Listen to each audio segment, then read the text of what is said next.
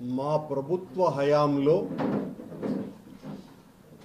పరకామణి చోరీకి సంబంధించిన విషయానికి సంబంధించి జ్ఞానశూన్య మూర్ఖేషు లోకేషు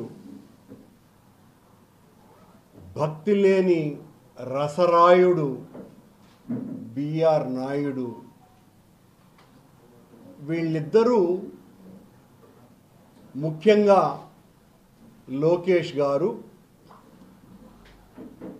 కరుణాకర్ రెడ్డి భూమన అధ్యక్షుడిగా ఉన్నప్పుడు ఈ పరకామణి చోరీ వ్యవహారమంతా నడిచింది అని వాళ్ళు చెప్పటం జరిగింది. మొట్టమొదట దానికి సమాధానం,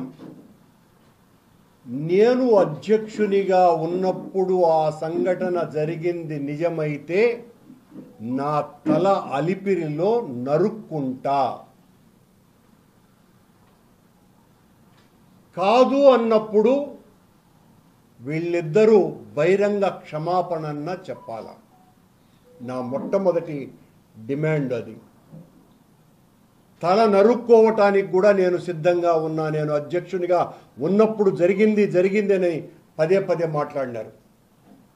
నేను దేనికైనా సిద్ధం. ఈ సందర్భంగా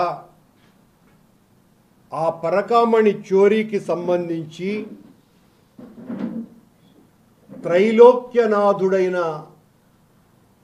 వెంకటేశ్వర స్వామి దివ్యధామాన్ని టీడీపీ పార్టీకి, ఆ పార్టీకి సంబంధించిన సానుభూతి పరులకి, కొందరు వ్యక్తులకు అది రాజకీయ ఆట స్థలంగా మార్చివేసినారు ఈ కూటమి ప్రభుత్వంలో.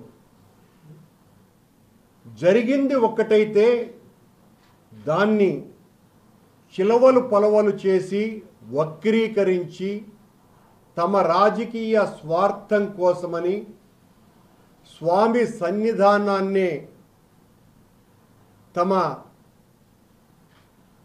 స్వార్థ క్షేత్రంగా మార్చివేస్తున్నారు.